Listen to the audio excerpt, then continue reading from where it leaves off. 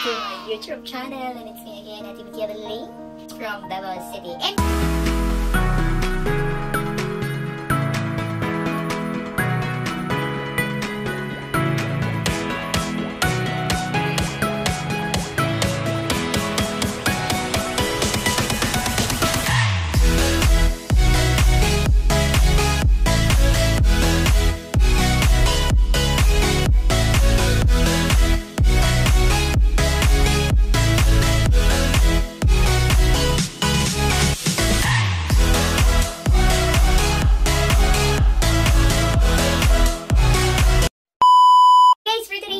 for today's video guys, I will be sharing you sa nangyari po kagabi. So, kagabi po is a birthday po ng anak ni Mother Lu, which is si Princess Scarlett Snow. Yes. And surprisingly, ayun talaga guys, talagang sa mga event ko ngayon talagang nasusurprise po talaga ako. Kasi hindi ko expect yung mga kliyente po ng aking organizer, ng kliyente po or sarili ko pong client. Nasa shock po talaga ako. Kasi guys, last night, eto po is may organizer po or may nag-organize po ng kanyang event. So, Acacia Hotel. So, kapag mga ganyan na mga event, talagang medyo big event po talaga yung mga ganyan. So, na-surprise po ako pagdating ko doon. Guess what? Si Mother Lu, nag-CEO of Pampaputi po yung kliyente na nandun. So, na-shock ako. Uy, sabi ko, pinapanood ko lang naman to sa ano eh. Pinapanood ko sa Facebook, yan kasi. And also sa TikTok kasi nagpa-follow ako, gumagamit po kasi ako ng mga product din ni Mother Lu.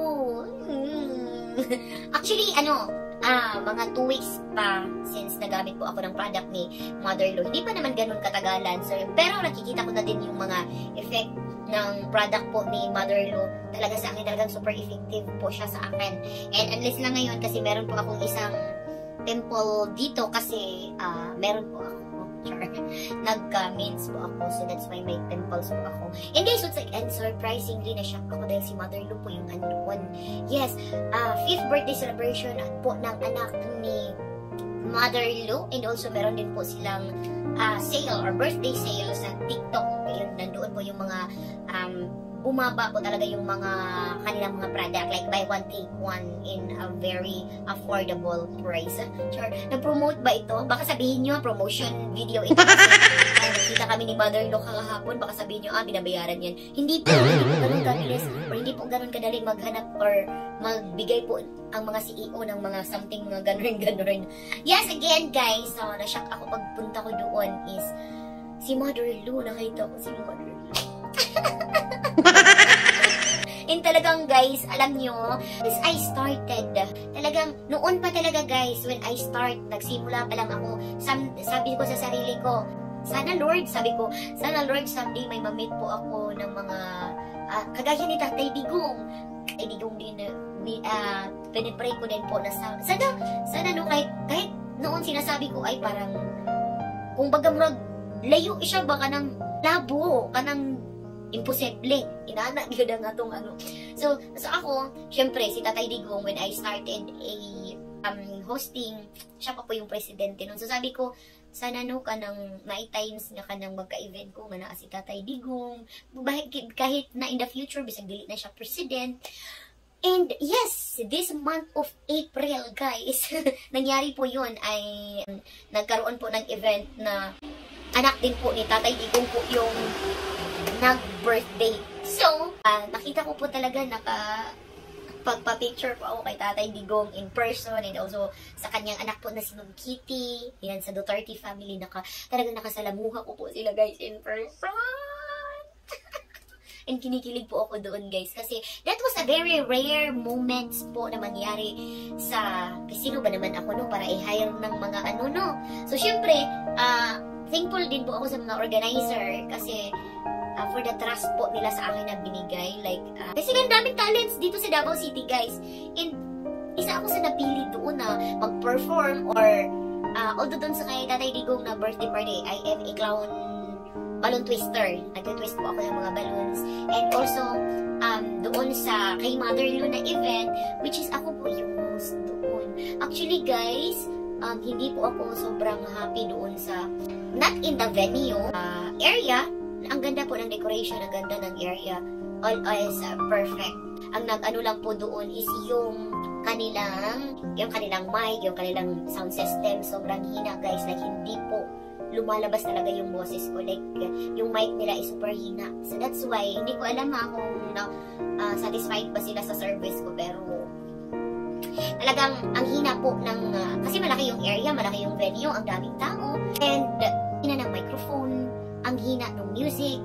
Isa ko talaga yung guys na nagpapadown sa event. Kaya mo no, sa mga future nagpapa-event dyan, please po, dapat may microphone, may sound system. Kasi doon sa Acacia Hotel, ang nangyari, okay pa sana kung sinabi nila sa akin na dalhin ko yung speaker ko at also microphone ko.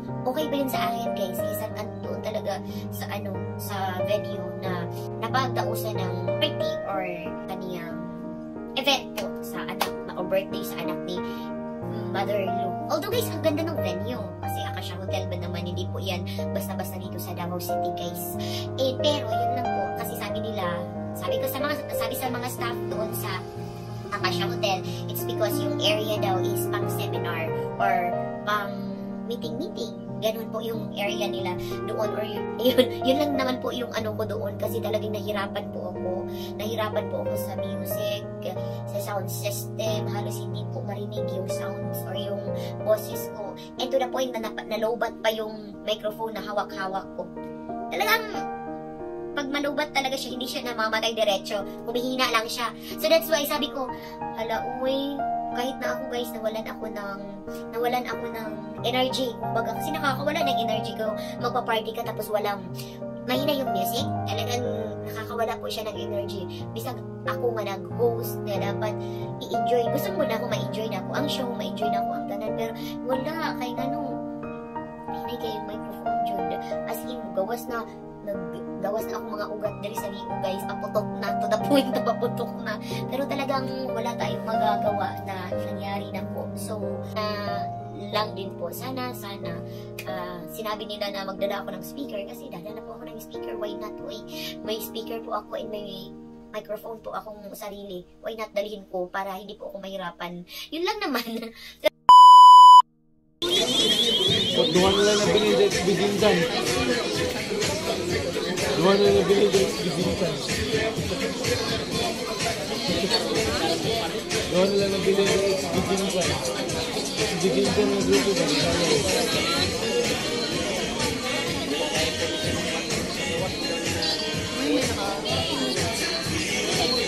Pero overall, nagpapasalamat po ako kay Ma'am Shena ng The Party Blobbers. Guys, if you want and gusto nyo pong mag-organize ng event, pwede nyo pong chat ang Party Blobbers here on this side, and pwede nyo po silang i-contact if you want entertainment, decorations, sweet stations, cotton candy, ice cream carts, yung mga ganun guys. You can contact them. And also, I think meron din po silang catering. So, again, you can contact them guys. And again, thank you so much Sir Saldi Molos and Ma'am Shena. Maraming salamat po. And again, happy birthday Princess Scarlett Snow. Ayan, and also thank you so much Mother Lou. Maraming salamat po for trusting me. Syempre, hindi mawawala po yung mga picture. Andiyan po talaga yarn. Talagang go for the goal, because ito na po yung rare time. Dapat may picture po tayo sa ating kliyente, and si Mother Lou pa naman. Alam nyo guys, in the person, si Mother Lou is super humble niya. Like, may mga customer kasi guys na, may mga kliyente po na maulaw ka mo approach. It's not because sabihin mo baka, maldita siya. Hindi ganun. Parang, mahihiya ka pag, lalo na kapag, in-approach mo tapos hindi ka agad napansin. Parang sabi ko, okay, mamaya na. Pero si Mother Lou guys, once nang in-approach ko siya, sabi ko, hi mom, sabi niya, hi pretty! Ay! Pretty na, naka-clown ko ato ha, pretty, ha? Yan nga siya guys, talagang ako guys, starstruck. Ang puti niya guys in person. Tapos, yung skin niya, ang kinis-kinis. Inahawakan ko po yung mama ni Mother Lou kasi thank you po siya sa akin sa handshake ko siya. And guys, hindi sa pag baka sabihin niyo, itagawan mo ni Kaisha ka ng, kuan naman kainin siya ka ng ui. Actually, na-overwhelmed lang po ko kasi isa ko sa part sa ilahang special day. And, syempre, Di siya basta-basta nga event kasi Mother Lu ba naman no. Hindi siya basta-basta nga event, guys. So, ayun, na-surprise lang jud pud ko kay pag-abot na ako dito si Mother Lu, anak ni Mother Lu ang atong si Mother Lu atong kliyente. Talagang na-shock jud ko, guys. Like, dili pa ko kaayo ka move on. And dili pud again, dili gud siya, dili pud ka maulaw sa iya mo approach, like kanang mo approach ka sa iya, o sige, okay, ganun talaga, guys. Hindi katulad ng iba ng mga kliyente ha. Ay, wala po akong pinapatamaan ng ibang mga kliyente ha, pero may mga client po talaga na medyo maulaw ka sa ila mo approach. Meron po talaga. And anyway, guys, daghan kay kong mga kaagi sa kanang mga party, daghan kay kong mga kaagi, guys, na gusto na ko istorya by a video. Kasi yung manggod kita, tapulan ako mag-vlog, tapulan ako maging video, pero, oy, galaw-galaw.